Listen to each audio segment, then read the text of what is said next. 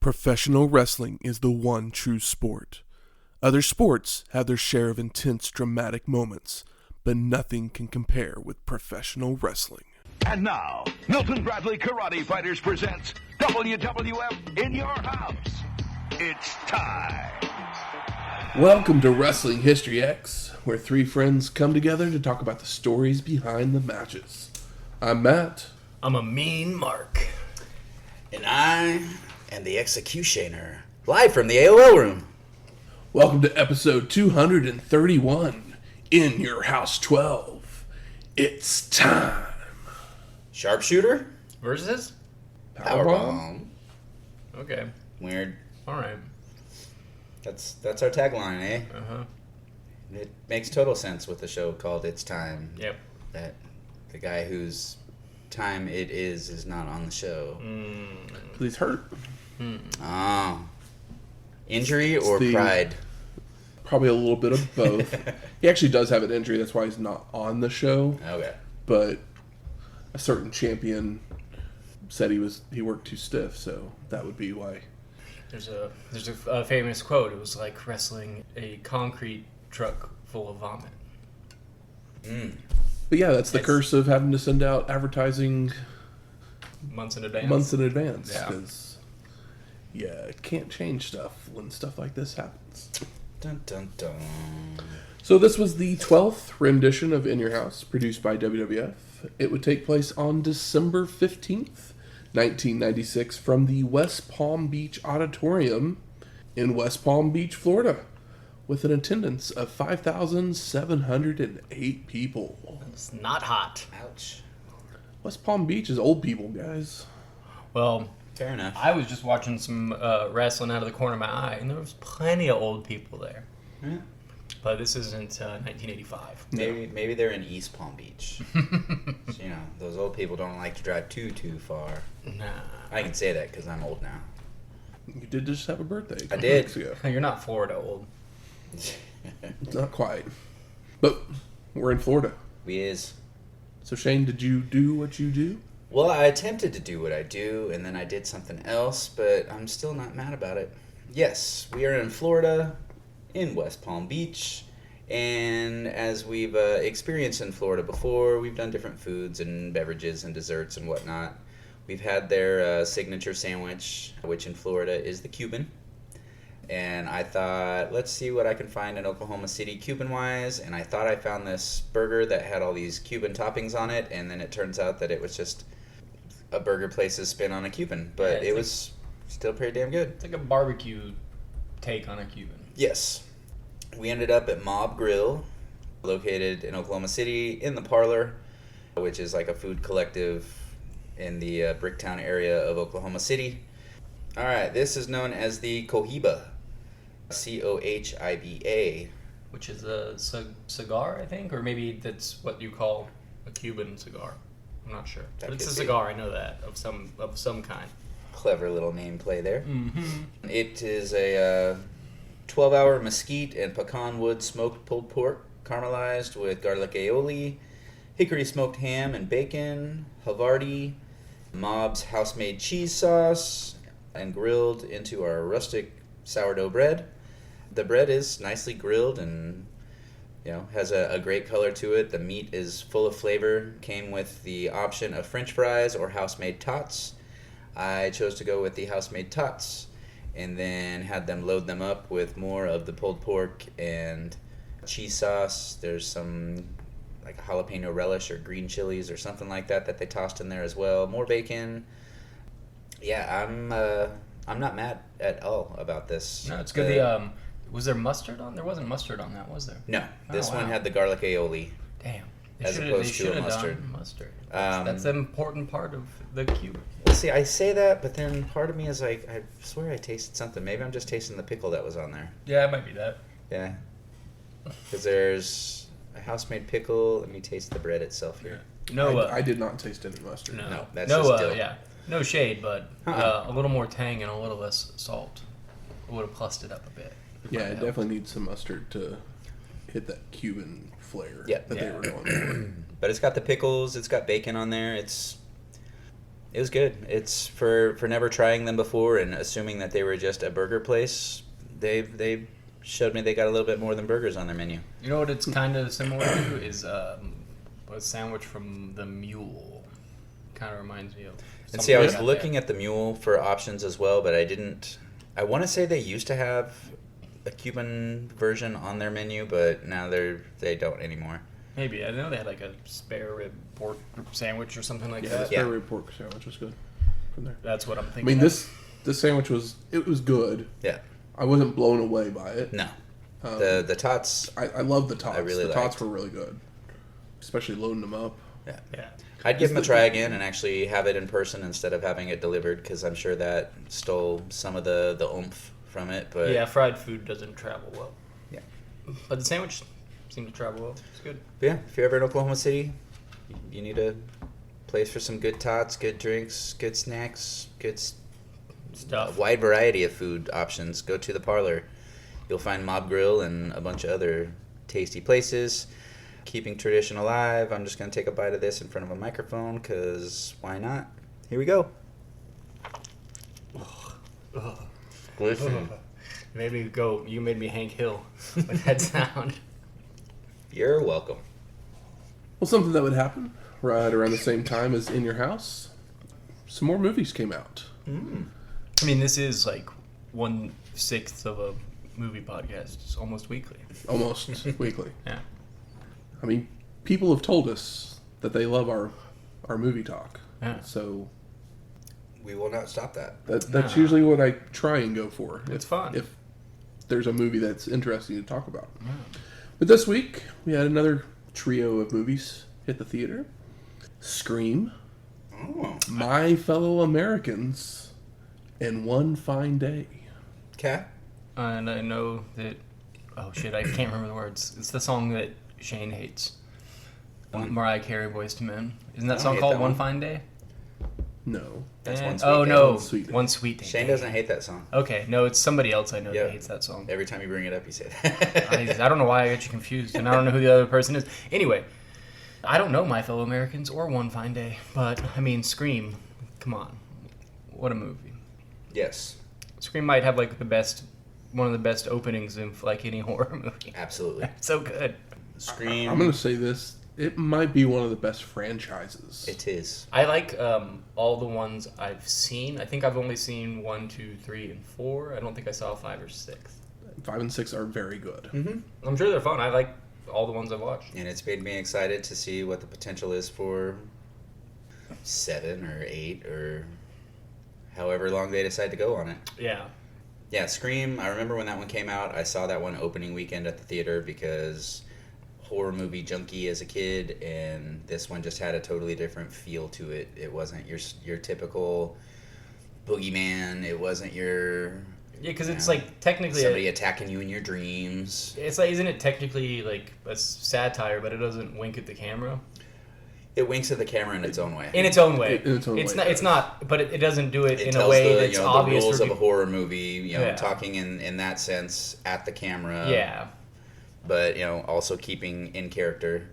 That's the whole purpose of the Randy character on there, just to Yeah, but it's not a horror... talk to the camera a without horror talking to the comedy camera. in the traditions That's- of... that's like, when Scary Movie came Evil on. Dead, or I'm trying to think of... I mean, I guess Texas Chainsaw 2 is technically a horror comedy, and one of the better ones. What a good movie. But My Fellow Americans. What the hell is this? That one is... I think you would really love My Fellow Americans. Jack Lemmon. I like Jack Lemmon. Who's the other guy? James Garner? Dan Aykroyd. Dan Aykroyd? Okay. I thought James Garner was in this one. What am I thinking of?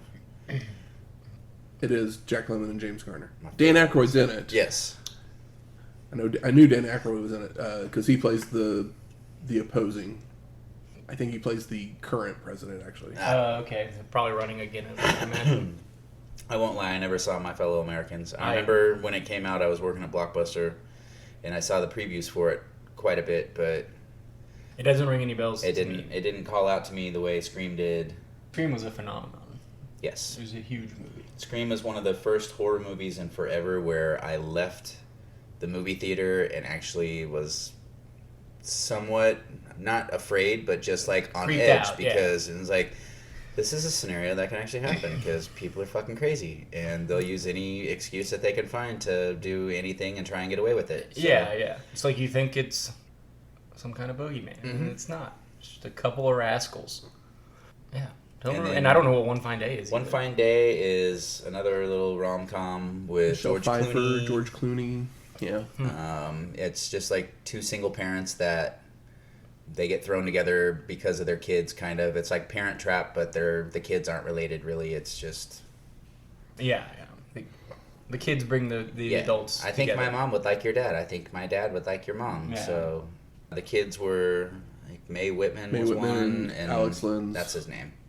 The kid that took over the Home Alone franchise after Macaulay Culkin. Oh, wow. I think.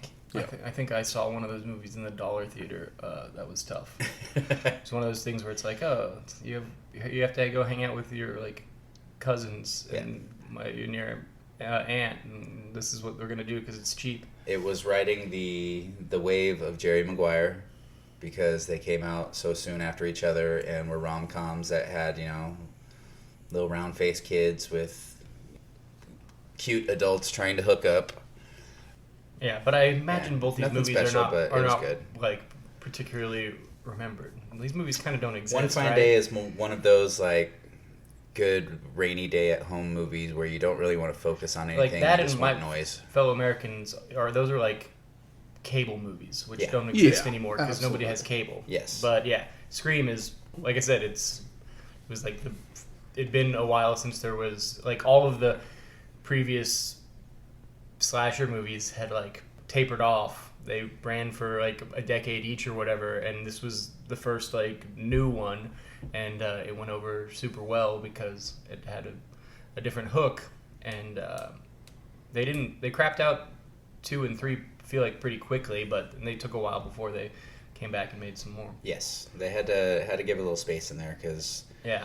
3 was a little rough. That's probably the roughest of. I think the 3 bunch. is underrated. I like 3 a Oh lot. yeah, 3 has. But I understand why people. And that's why don't I like think it. you would appreciate the newer ones too, because they have callbacks to that That's one, cool. which I think- never expected in a Scream movie. Within the last couple of years, I did the Scream 1, 2, 3, 4, because a lot like for a few years in a row, it'd be like, okay, well, I'm gonna watch a bunch of Friday movies because I'd only seen a couple of them or whatever, and I got to Scream because Halloween. There's only 2.5 Halloween movies as far as I'm concerned.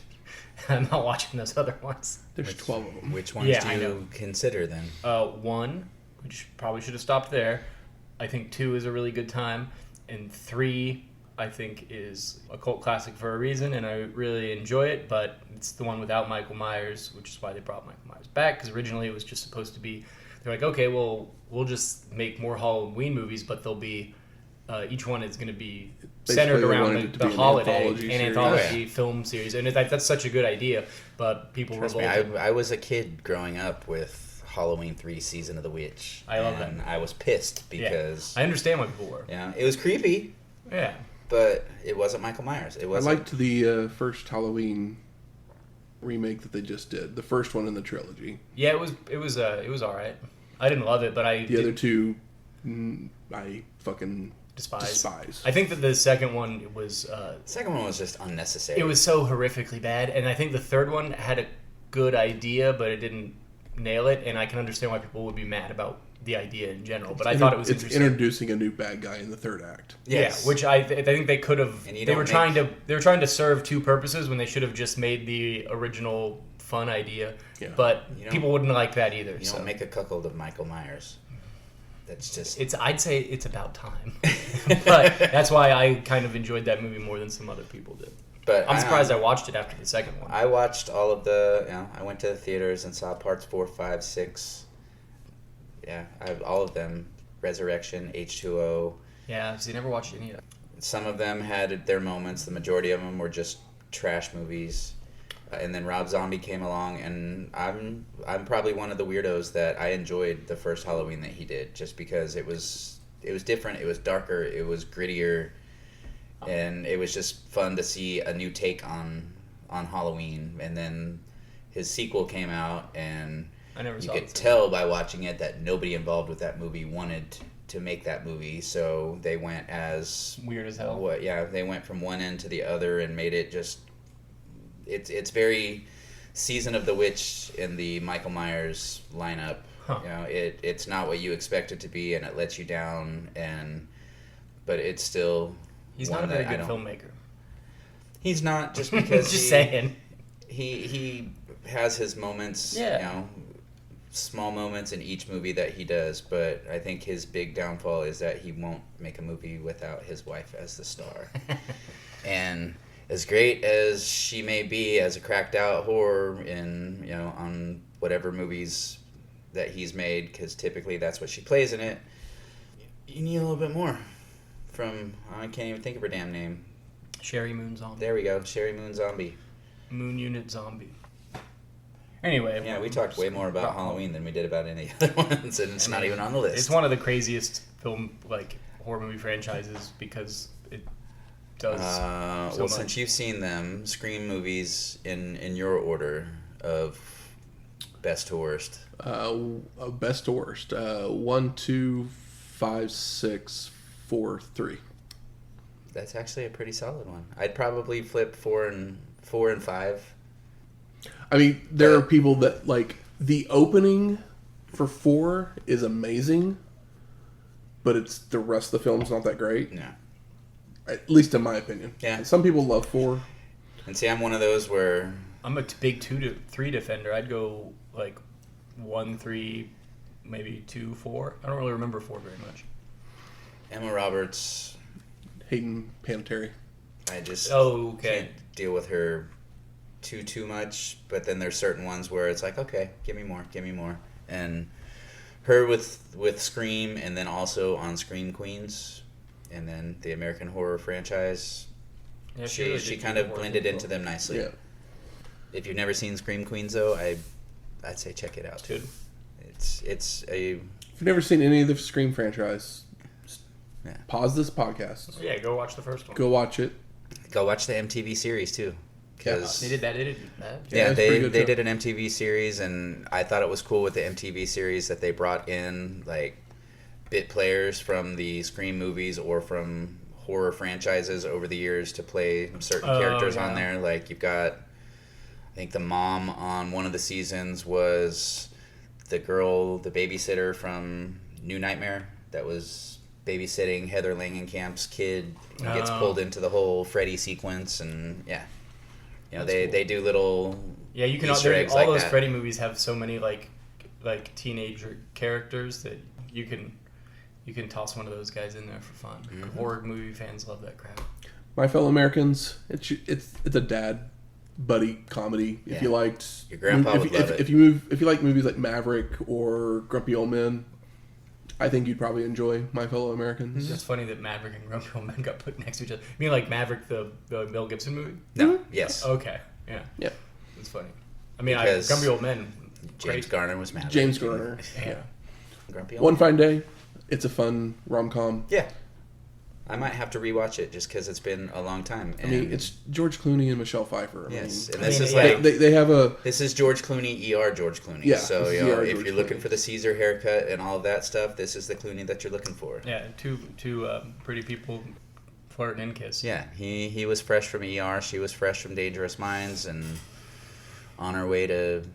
Batman Returns. There we go. Yeah. God, No. Batman Returns was tight. That was already made. That was earlier.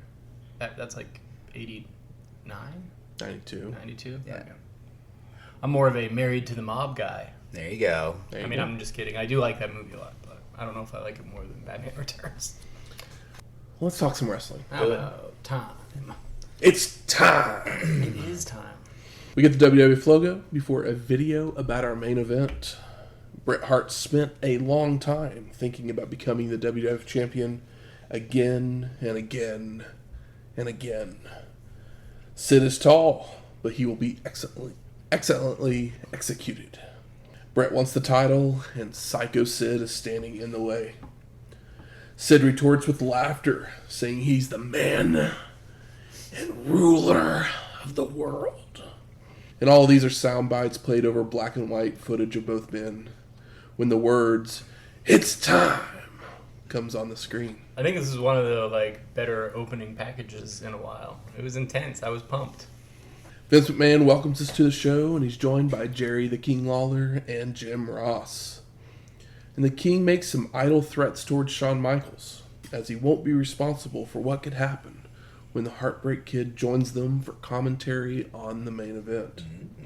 Vince then introduces the Spanish announce team, followed by JR predicting the Hitman will win the title by submission. What's he going to do? Break his leg? Too soon. We then go to our first match. Leif Cassidy versus Flash Funk with the Funkettes. Big pyro for Flash, man. They're, yeah. Big stripper boots for Flash. Oh yeah. I mean, it's funny. He's dressed like fucking Bootsy Collins without fringe, but they wrapped him up. I guess he was too fat Scorpio because they covered up the chest of the belly in a full body suit. But hey, I mean, full body suits, sliding the Family Stone, Parliament Punkadelic. It was a thing that they're playing on. Oh, it was. I hope when Vince dies that the idea that somebody has to be a dancer or have dancers escort them to the ring to the same music as the person had 15 years ago just completely dies away, because it's frustrating. Who's the last guy that danced? You had the Funkasaurus. Fandango. Okay. Funkasaurus was a while ago, right? But, I mean, he had Flash Funk's music, pretty much. Yeah. And Flash Funk's gimmick with Funkadactyls instead of Funkettes. Yeah. And he came down to the ring with... it was somebody else's music even. Somebody call my mama. Yeah. It's just, this gimmick, even in 1996, was awful, and they just keep wanting to bring it back. So, Vince, if you're listening, yeah, quit it. Sure. Shane doesn't like dancing. I don't. Shane don't dance. I'm a bad gay. I've said this over and over again. Do you know who does like dancing? McMahon. Oh, yeah. And Ross Moxie, with Vince just telling him to loosen up. I love Vince McMahon's dad dancing. So our two competitors trade takedowns, reversals, and mat holds to start, until Flash stumbles on a springboard, only to still land a crossbody for a 2 count. Cassidy counters a head scissors into an inverted powerbomb before belly-to-belly suplexing Funk out to the floor, where Leif follows out with a springboard somersault senton and a running clothesline. Yeah, this is looking like some opening matches that we've seen in WCW recently. Back in the ring, Cassidy wears down Flash with a chain lock, only for Funk to kick himself free, before delivering a little flip-flop and fly. But Leif comes right back with a powerbomb attempt, which Flash escapes to do some dancing and nail a big right hand. Drop kick by Funk, and he runs the ropes, only for Cassidy to catch him with a sit-out spinebuster for a near fall. And Leif works the back with a hold, before body slamming Flash and heading up top for a moonsault, only for Funk to move in time. And Flash takes control with a shot to the gut and a handspring gamengiri to knock Cassidy out to the floor. And Funk decides to do some flying with a crossbody out onto Leif, before returning to the ring to body slam and moonsault Cassidy for a 2 count. Leif ducks a spinning heel kick and nails a clothesline, drops the knees on the shoulders that lead to the two trading multiple pin attempts, all for near falls.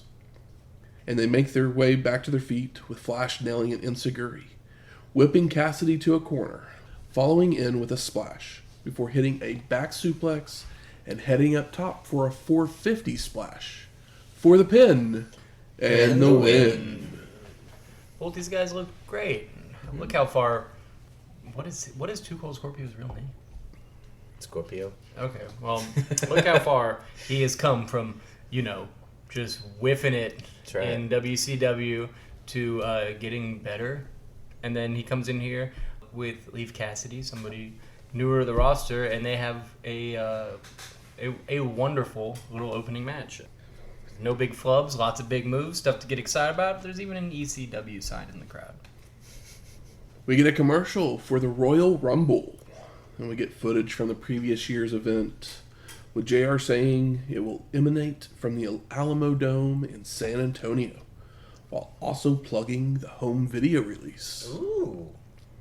Make sure you get that Royal VHS. Rumble VHS party? Let's do it.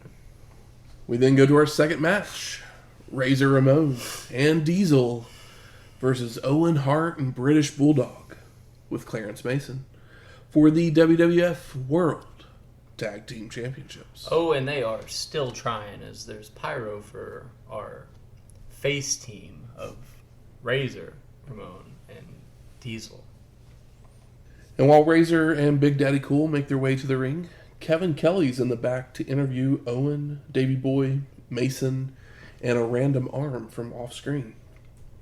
And Kelly questions their continuity as a team, saying Bulldog can't focus because of Stone Cold. And Davey Boy doesn't care if Austin is there.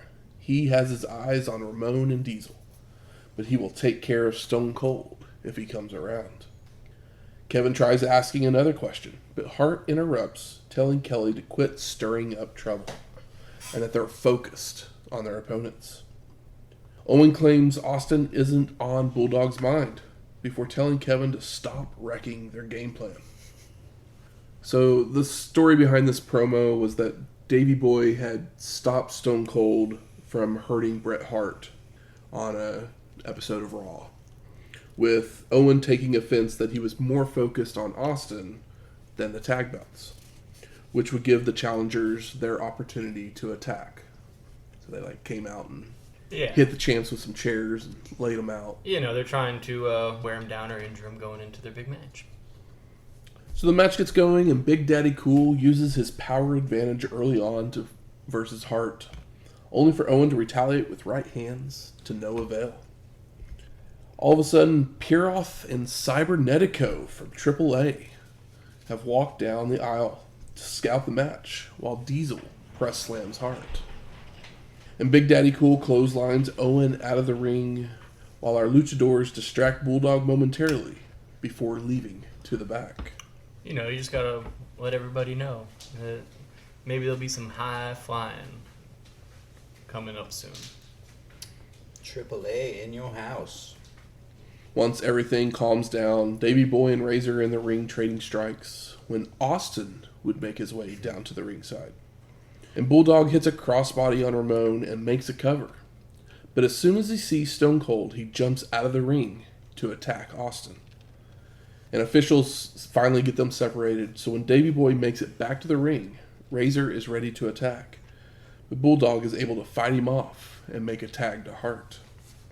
And Owen is taken down by a clothesline, but he avoids a Razor charge into a corner, allowing him to head up top to nail a missile dropkick for a 2 count. And Hart starts to run the ropes, only for Diesel to low bridge them, sending Owen tumbling out to the floor, where Big Daddy Cool slams him into a ring post. Posted. Back in the ring, Ramon and Diesel focus on the back and ribs of Hart with holds, stomps, side slams, and a pump handle fallaway slam. Big Daddy Cool continues the punishment with a big boot and double teams with his partner in their corner, until Owen is able to catch Diesel with a boot on a charge, followed by an enziguri, allowing him to make the crawl for the hot tag. Davey Boy cleans house with right hands, clotheslines, a double noggin knocker, a body slam, and a leg drop for a near fall. Get it. Bulldog then hits a vertical suplex of Razor for a 2 count as Big Daddy Cool breaks up the pin. And everybody jumps in the ring to brawl, with the champs looking to whip their opponents into each other. But Ramon reverses his, only for Owen to leap into a crossbody onto Diesel. But Big Daddy Cool catches him, so Davey Boy then drop kicks them to send them both out to the floor. Fun spot. Razor clotheslines Bulldog before whipping him to a corner, only for Davey Boy to avoid a charge in and pick up Ramon for a running power slam, while Hart sends Diesel into the ring post on the outside. Posted. Ramon wiggles his way free and attempts a Razor's edge, only for Owen to come flying in with a wheel kick, allowing Bulldog to roll on top with a jackknife for the pin and the win. Post-match, Austin comes running back down to attack Davey Boy again, chop blocking him from behind. And officials escort Stone Cold from the ring while he gives the birds as he leaves. He's a bad boy. People like it. This was pretty nice considering Fake Razor and Diesel and how nobody wants to see them. Yeah.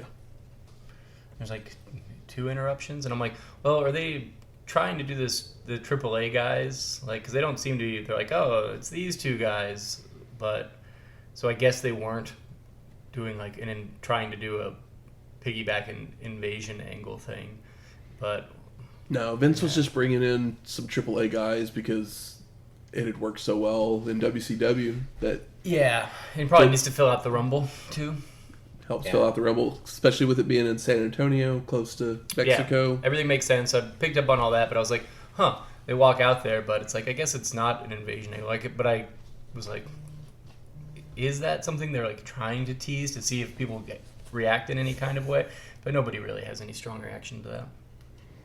Vincent sends us to the AOL room, where we see the Nation of Domination with their newest member, Crush, talking to fans, having their entourage do the typing. McMahon is now in the ring, where he welcomes Ahmed Johnson out. He back? Vince says Ahmed is back with a big announcement that he will face Farouk at the Royal Rumble. I mean, I want to see it. Ahmed Johnson was getting over and doing cool things. Yeah, it's about time. I mean, it's only been about 6 months since he got hurt. Yep. Johnson claims he lost his house, his car, and his girlfriend in this mess, before promising Farouk he will feel his pain. To his face! I mean, it's, classic babyface stuff. It's down and out. Nothing to lose. And McMahon asked about an update on Ahmed's kidney, with him responding that his life was over a long time ago, but that people are all he lives for now. Oh, what a baby. And the Nation of Domination interrupt, standing on a balcony where Farouk insults the crowd before addressing Johnson. You're the reason your people is behind 50 years. Oof. They're not mine. I'm going to form my own race of people. He's doing some... And we all went... Ooh. I see where they're coming from, but doing this like Hotep stuff, and it only gets a little worse here in a second. Farouk continues by calling Ahmed an Uncle Tom and promising to beat Johnson at the Rumble. The militant continues that when people say Promised Land, they will say Farouk, before finishing with, by any means necessary, and raising his fist in the air. I like that he says, besides the redneck, it's Uncle Tom's like you. It's like, damn, dude. Going for it. And I love the touch of the lackeys and the suits with the bow ties. It's just, they're nailing what they're going for. It's just what they're going for isn't necessarily full of good taste. Yeah. But that's okay. Wrestling's always been full of bad taste. Ahmed then dares Farouk and the Nation to come down to the ring and face him, but they end up just leaving. We're then sent to a video recap of Triple H and Marc Mero's feud, and we get creepy music playing over Todd Pettengill saying the Intercontinental title is more than a blue chip stock in Hunter's portfolio. And we get a soundbite of Vince saying he can't stand arrogant people. And I was like, look in the mirror anytime lately, sir? Yeah. Pettengill then turns his attention to the Wildman, saying there's no greater honor than being called champion. And we get a history of the rivalry showing clips of WrestleMania and Mero winning the belt before seeing Sable slap Triple H, followed by Hunter winning the title and attacking Mr. Perfect. Leave Mr. Perfect alone.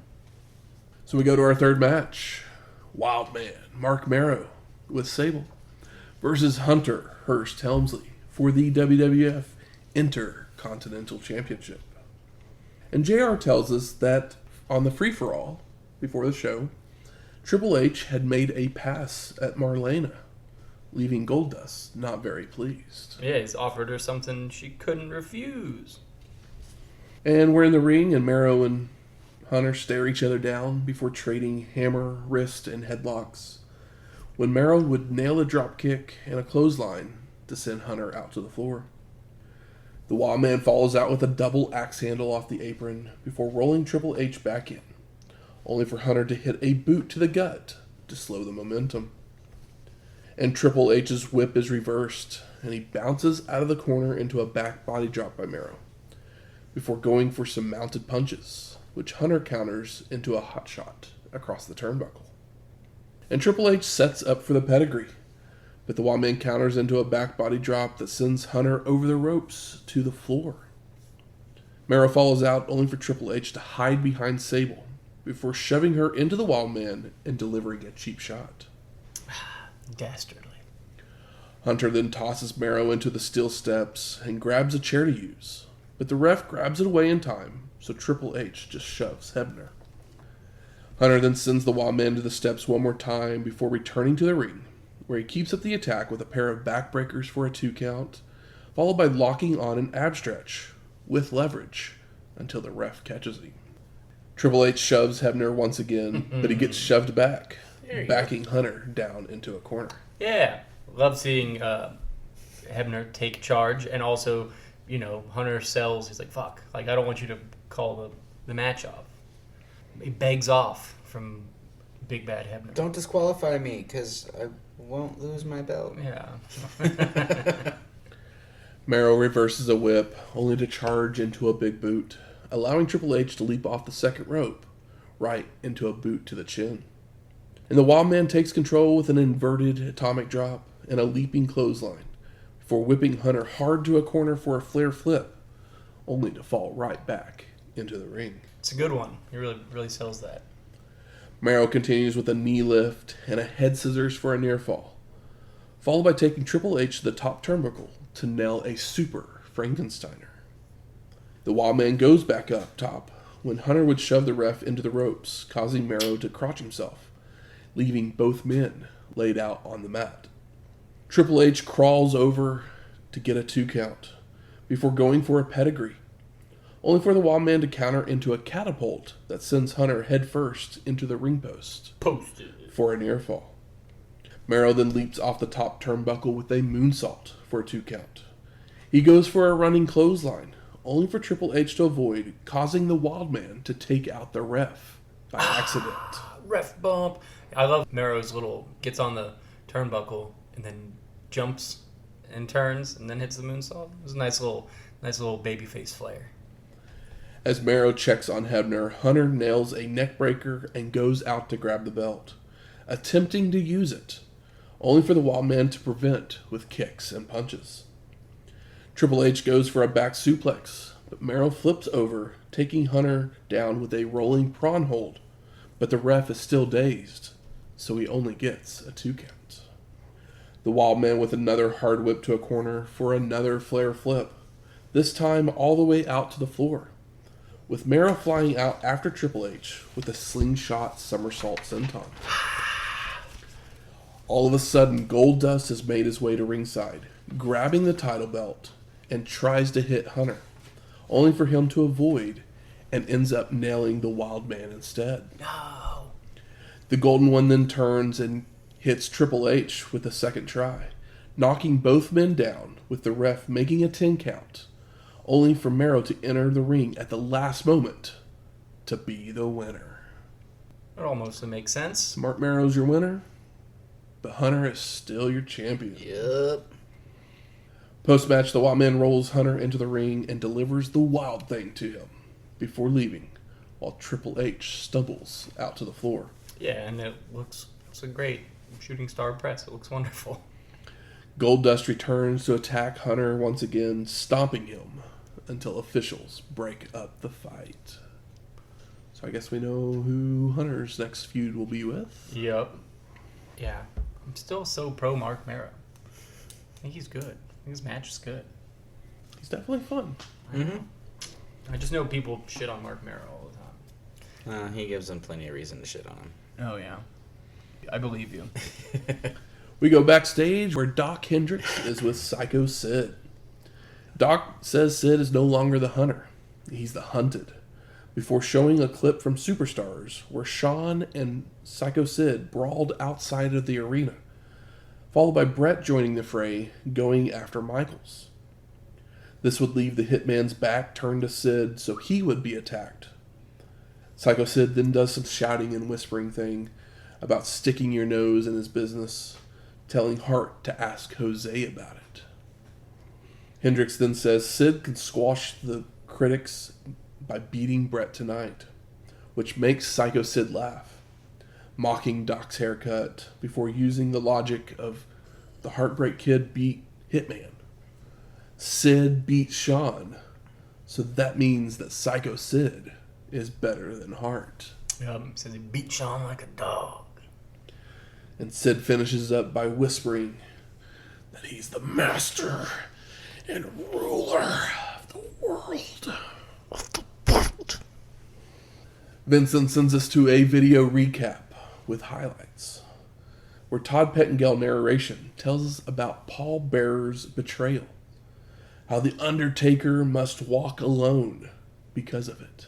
He walks a lonely road. The only road he's ever known. And the dead man tried to bury his betrayers at Buried Alive, but the executioner would attack and bury Taker. But life can be found in death, as the Undertaker was reborn, and the metamorphosis kindled a new fire. It turned him into a bat. Pretty much. And the executioner prevented the dead man's revenge, but the power of one may not be enough to overcome the forces of betrayal. Ooh. Forces of Betrayal. New tag team name. Yeah, it sounds like a bad hardcore band. So we go to our fourth match. The Executioner with Paul Bearer versus Undertaker in an Armageddon rules match. And what are the rules for an Armageddon? It's a no DQ match. Yeah. That you then pin your opponent, and then they have to answer a 10 count. Pinfall or submission. It's basically a Texas death match. Exactly, a Texas death match. Except for they've shortened the rules, because the original rules for the Texas death match, very funny. I believe we covered it hundreds of episodes ago. You have to be in Texas. Yeah. Number one. But the for a second, I thought that the Undertaker came out first, but what I didn't realize was the Executioner was just already in the ring. Correct. They didn't even they did him dirty on a pay-per-view like that. I was like, Jesus, okay. If anything, they did him a favor just putting him on a pay-per-view. I mean, absolutely. I'm happy for Gordy to get. And I don't know if I'd want to hear what the Executioner's music would sound like. Yeah, I don't know. Maybe he'd just come out to Mankind, but he's not here. I don't know. Does he actually have music? The Undertaker bells, just only the bell. Dong. Dong. Watch him come out to like Bad Street.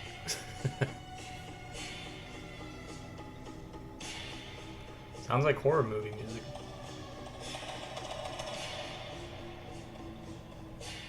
Yeah, it sounds like somebody's Dexter. stalking around at night. It was Papa Shango's theme music. Ah.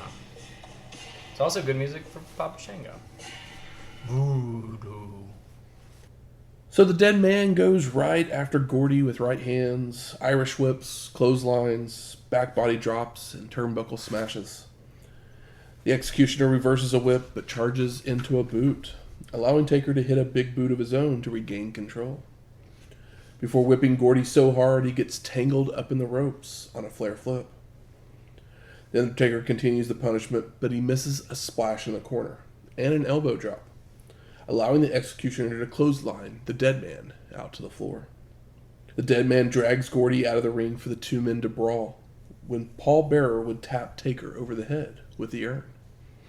He doesn't nail him, he literally taps him. That's a dink. And the Undertaker looks to give chase, only for the Executioner to nail him from behind, ramming the dead man into both announce tables and ring posts. Post. But Taker responds with a clothesline to slow the momentum. Undertaker then exposes the concrete floor, picking up Gordy for a tombstone onto it, when Mankind would run down, trip over the mat, but then finally attack. Yeah, he's going for the chop block, but he gets a little A little sloppy with the footwork. And the fight goes back into the ring with Foley and Executioner delivering a double clothesline, only for the dead man to sit right up and rally versus both men. The personal hot tag. All three men brawl their way to the in-your-house set, with Mankind being sent through the window of the house, before also being tossed through the front door from the inside. Gordy fires back to brawl inside the house when Taker would hit an avalanche splash that ends up shaking the entire set. I literally thought it was about to fall off top of him. Undertaker would drag the Executioner back towards the ring, only for Foley to have recovered to attack from behind. And they make their way back into the ring where the dead man fends them off once more when security would arrive. And they mace Mankind, while Taker and Gordy brawl their way towards the house set, and then onto the concourse of the arena. And Undertaker and Executioner make their way up some steps and out the front doors of the building, with the cameraman just standing at the bottom of the steps, like, why aren't you following them? Does the cord just not... Do we not have cordless cameras at this point? Yeah, maybe not. I don't know. No, WCW bought all those for $6. So back in the ring, security is placing a straitjacket on Foley, only for him to try and make a run for it, but he's finally subdued. We then cut to a shot of Gordy tumbling down an embankment into some water. Yeah, it's like there's... I guess the venue backs up to like a lake or whatever. Something like a that. pond or something. I don't know, but it's like right up there, and it's like just the concrete that goes down. Gordy rolls all the way down that, but his elbows got a little scuffed up. While the dead man makes his way back into the building and to the ring to attack Mankind. And the Executioner also returns, with them meeting back up in the ring, where Taker nails a clothesline and a tombstone piledriver for the pin, as water pours out of Gordy's boots. Nice. Nice little touch. And the ref actually forgets the rules of the match momentarily as he calls for the bell and looks to raise the dead man's arm. No. Someone reminds him, so he starts the count. Yeah, there's a pop before he does the count, because everyone's like, I won. And the Executioner never answers the 10 count, making the dead man our winner. And this would be the last time we ever see Terry Gordy. Oh, well, I mean, he was better here than he was in ECW, and that's not saying much. I disagree. Really? Yeah. I thought that maybe the reason I feel that way is that Mankind helped this be watchable. And that's watchable with like a shrug. I think, yeah, going from what Matt said, yeah, I enjoyed him more in ECW than here. Really? I mean, just because... I mean, he didn't do anything in this. Yeah. I agree he didn't do anything. I guess it's just that the Undertaker's cool and Mankind's cool. Mm-hmm. I mean, they're both cool, but... Yeah. I don't know. There was just... He seemed like he fit in more in ECW than he did here. He just looked out of place, even in a mask. He does, for sure. The another thing that's funny is that... What's the only reason for the stipulation is for Mankind to get involved? Yeah. Because there's normally a match like this, the pin or submission happens and somebody gets up before the 10 count. Never happens here. You might as well just pinned him clean and been over with it. But we got an extra 10 seconds for shits and gigs, if you will. Doc Hendricks is in the locker room with Bret Hart. And Doc says he admires the Hitman for being cool under pressure. Except for this morning on Superstars, where he shows the same footage from earlier. Before asking why he joined the fight. Was he worried Shawn would ruin his match? Bret responds that he wouldn't put it past Michaels, then tries to continue, only to be interrupted by Hendricks asking why he turned his back to Sid. Hart says you don't turn your back on anybody, that he has thought about the title for the last 8 months, with the Heartbreak Kid mostly on his mind. But it doesn't matter now, as Psycho Sid is the champ. The Hitman has more to say when Shawn's music starts playing, causing Bret to explode with anger, asking why they are playing Michael's music during his time. And Bret is sick to death of the Heartbreak Kid and after he wins the title, he looks forward to fighting Shawn. Yeah, I love that they give him the entrance so Bret has an excuse to get more fired up. And it's like, yeah, I mean, they do that for people that come on to commentary, but like, should they really? But you know, it makes sense. It all makes sense. So we go to our fifth match: Bret, the Hitman Hart, versus Sycho Sid for the WWF Championship. And Michaels comes out to the ring and he poses momentarily. Yeah, they even give him pyro. Before joining the commentators. Crazy. The Heartbreak Kid calls the Hitman a self-proclaimed role model of the WWF before mocking him for being high and mighty and calling him a bitter jerk. He calls him pompous. Like, call him Bret Hart pompous. Shawn continues the insults by calling Sid the WWF's most expensive piece of luggage and that everyone carries him. That's tough. It's Fucking been shit. the history, though. It's not saying that it's not true, but pretty ballsy to say on mic next to the owner of the company. Well, they were trying to turn Shawn heel. Yeah. As we'll see, since they're going back to San Antonio, it doesn't make a whole lot of sense because he was going to be the hometown boy. Yep. So he never really turns full heel before the Royal Rumble. But you know, you can't have Bret and Shawn fighting on the same side, so you know, one's got to be the baddie. Yeah. Yep. Absolutely. So Sid turns his back to Hart as he's taking the title off, allowing Bret to attack with right hands, turnbuckle smashes. The Psycho Sid comes back with clotheslines, stomps, and a body slam. Sid telegraphs a back body drop, so the Hitman kicks him in the gut to regain control, followed by more right hands, an elbow drop, and a headbutt to the gut. Psycho Sid fires back with clubbing blows that send Hart rolling to the floor to regroup, only for Sid to follow out to continue the punishment, before heading back into the ring. Bret with a rake of the eyes and more headbutts, before Psycho Sid back body drops the Hitman out to the floor, with Sid following out to ram Hart into a guardrail and exposing the concrete. Psycho Sid sets up for a powerbomb, but Bret counters it by ramming Sid's back into the ring post multiple times. Posted. And back in the ring, the Hitman focuses on that back, with second rope axe handles, stomps, backbreakers, elbow drops, and different holds. Hart then pulls the padding off of a turnbuckle before attempting to smash Psycho Sid's head into it. But Sid blocks, so Bret just nails a back suplex for a 2 count. And how's he gonna execute a power bomb if his back's all fucked up? We get a side Russian leg sweep for a near fall, vertical suplex, a second rope elbow drop for a 2 count by the Hitman, before he goes up top, only for Sid to meet him there to press slam him off to the mat. Now Psycho Sid follows up with clubbing blows, a big boot, a power slam, and a short arm clothesline for a near fall. And he goes for the leg drop, but Hart moves in time and looks for the sharpshooter, only for Psycho Sid to kick him off to the floor. Now Sid tries to pull Bret in by the hair, but the ref pulls him away, when Stone Cold would run down and chop block the Hitman. Oh my gosh. British Bulldog and Owen Hart then come down and brawl with Austin as officials all get them to go to the back. And people do runouts all the time, but Austin, he's got the juice. It looks like he means it. He's got the fury and the energy. So as far as runouts go, it's like this is what they should look at. He's there to fuck some shit up. Yeah. Now Hart climbs back in the ring with Psycho Sid looking very confused momentarily, but he ends up attacking Bret, stomping away on him.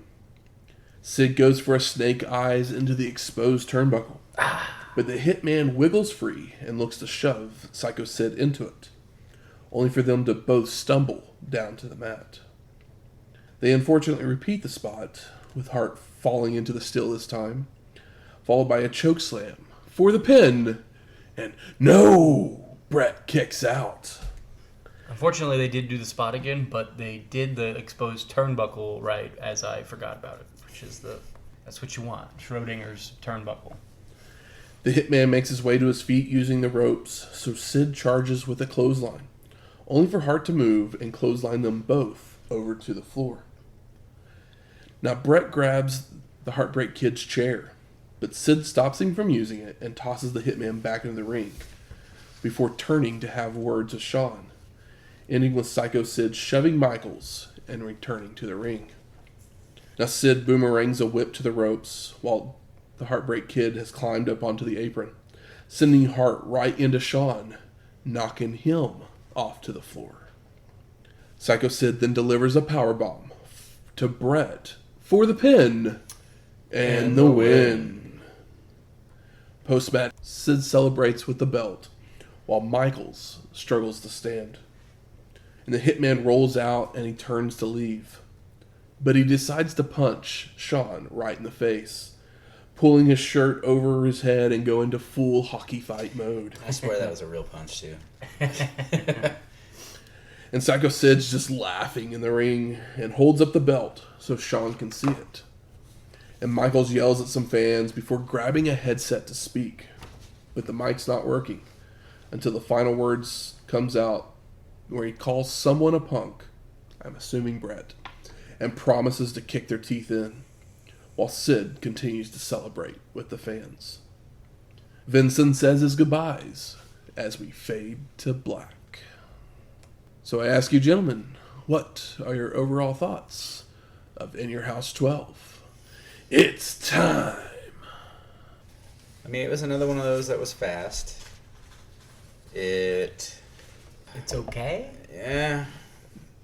I don't know what I think of this one, because, like, as entertaining as the Leif Cassidy Flash Funk match was, it still felt like it was kind of sort of flat at the same time. To me, anyways. I mean, yeah, they're The funky tag match of the fake Razor, fake Diesel. better than expected, but So literally, I wrote, there are some interesting choices for matches on this one. Like you said, having Flash and Leif Cassidy open, like, okay, fake Razor, fake Diesel getting a tag title match, like, what? Like, what's going on? But the main event gives us everything we want in a match. Mm-hmm. Psychology, it's hard hitting, angles. there's storyline advancements. WWF may be lagging in the ratings right now, but they have successfully built up a roster where it feels like anybody might walk into the ring and win a title. Mm-hmm.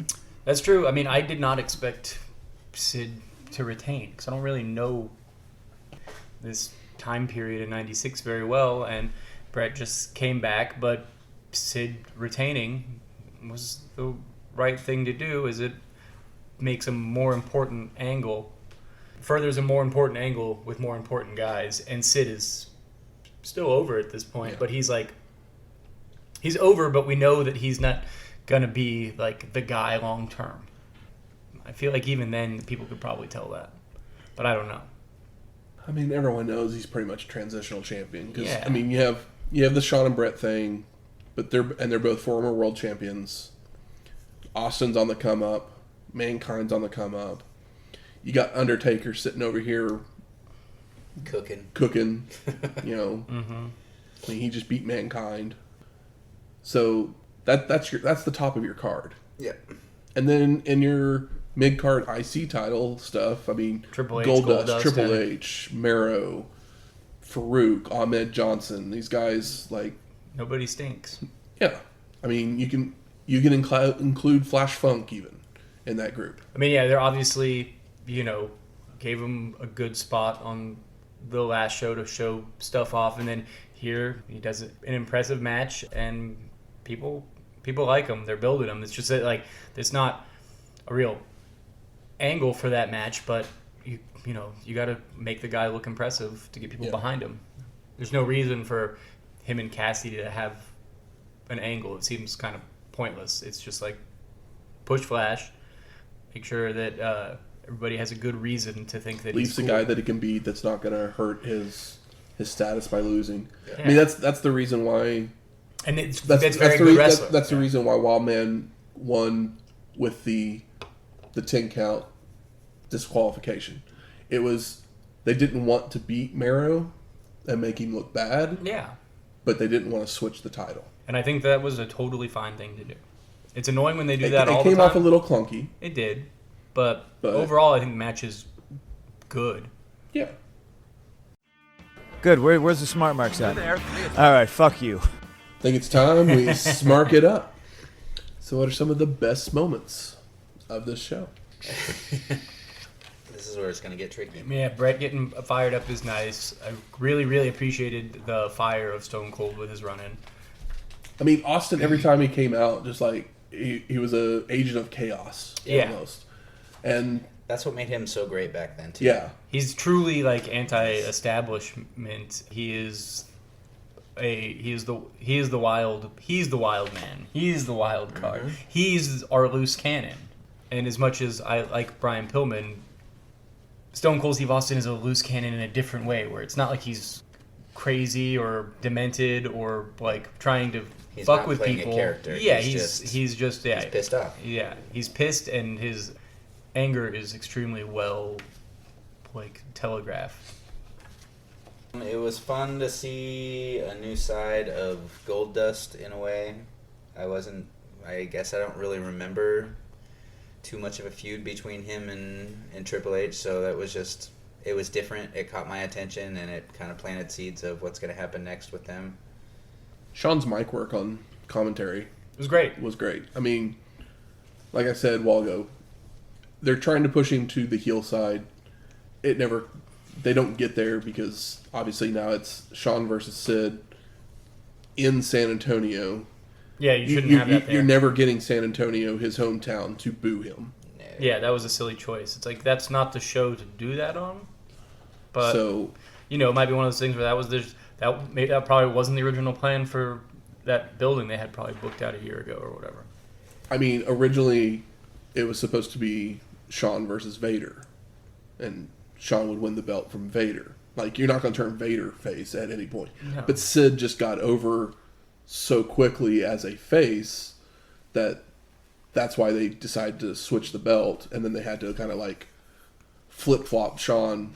Yeah. He was a tweener basically, and then he was going to go full heel, and then they were like, he's never getting booed in San Antonio. Yeah. I mean, I think they're doing, considering that they had to make changes, they're doing a good job of what they got. But also, unfortunately, because of that, we now are going to get heel Sid again at the Royal Rumble. Yeah. And he's been so much fun as this face character. He's been great as his face character, and it's a bummer that it doesn't get to last longer than it will, but like it's not the right thing to do considering the situation. Yeah.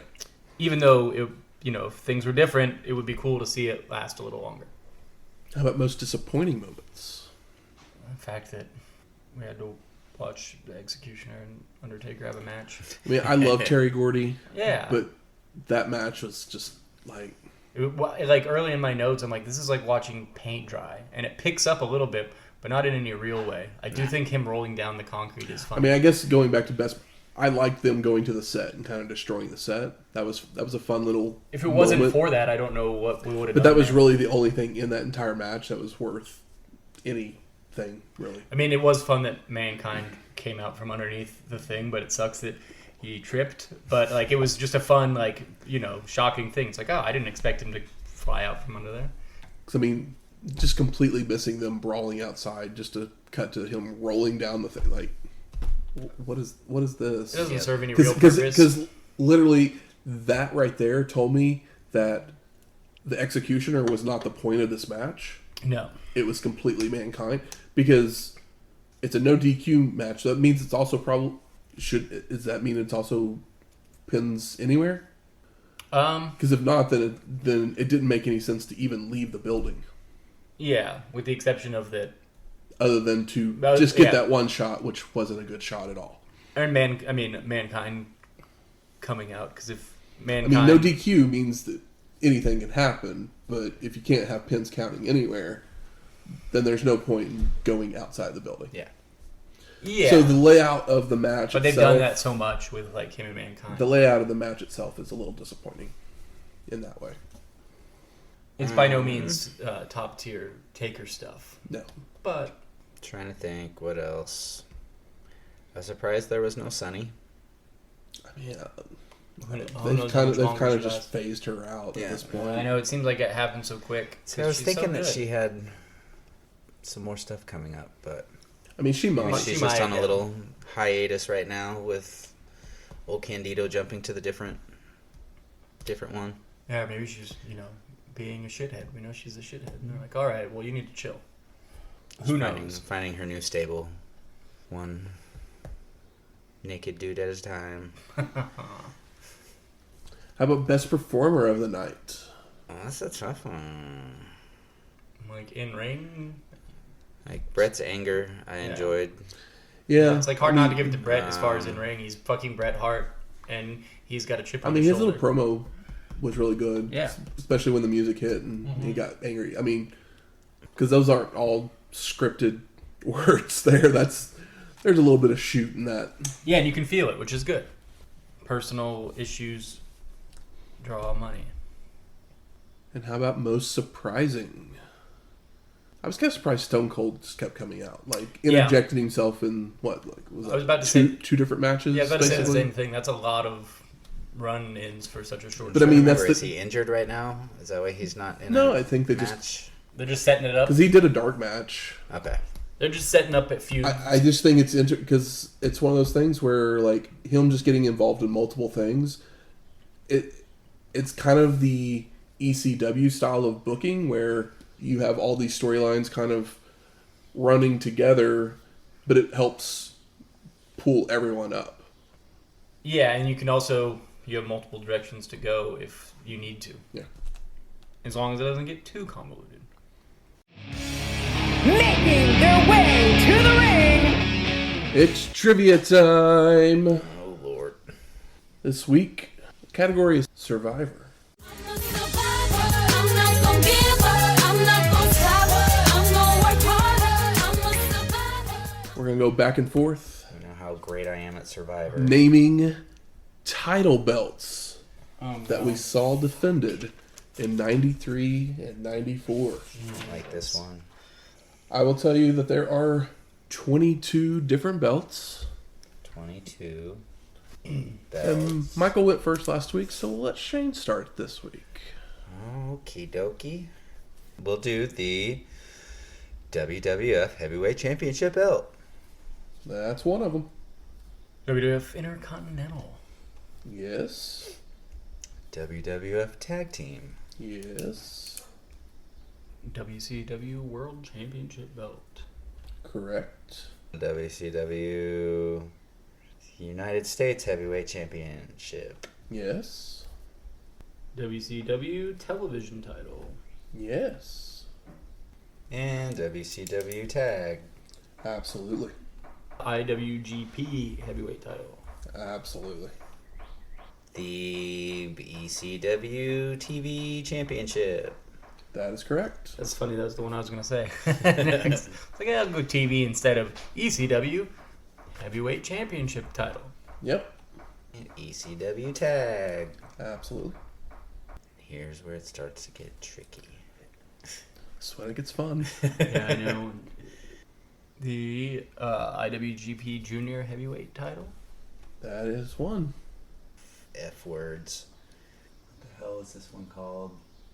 I can't remember what they called it. The WCW International Heavyweight Championship. What the fuck was that called? I'm going to give it to you. That is What was the actual name of it?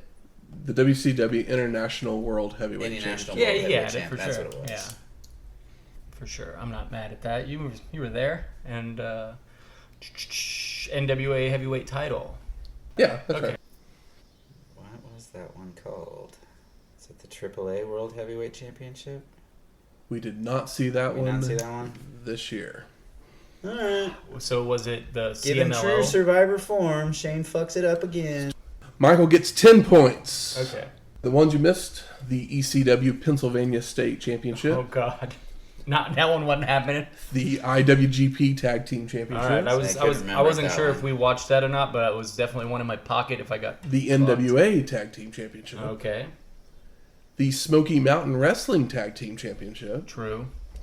the WWA Heavyweight Championship, I don't the know. WWA Junior Heavyweight Championship, and the WWA Tag Team Championship. What's WWA?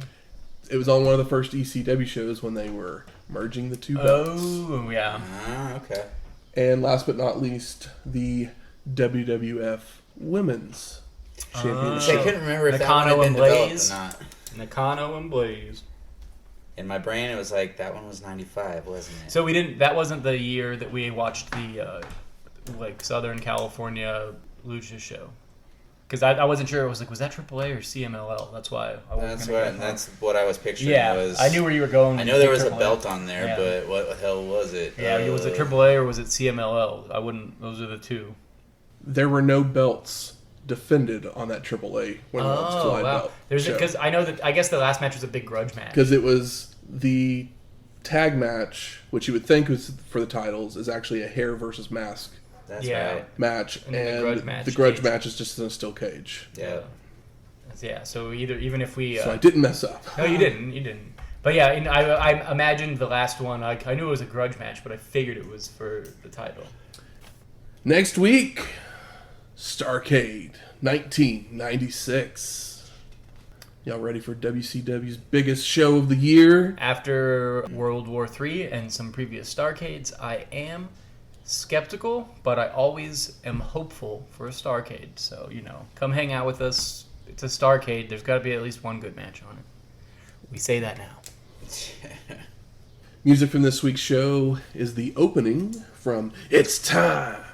And Sid won our main event, so we play his theme music, Snapped, by Jim Johnston. And if you like this episode or any of our other ones, please go out there, rate and review us on iTunes, Spotify, Google Play, or wherever you find your podcasts at. Mm-hmm. If you have any questions, comments, concern, Recipes, drink ideas. We're going to Nashville, so who knows what the hell they've got there. I know they've got hot chicken, and that's all I can think other of. things. Yeah. Hot chicken and large women? Booze, country singing, all kinds of stuff. Yeah. Whiskey. Yeah. Tennessee whiskey, even. If you have any of those things, you can email us at wrestlinghistoryx@gmail.com or find us on X at WrestlingHistoX. That's Wrestling HISTO X. We'll talk to you next week. Laters.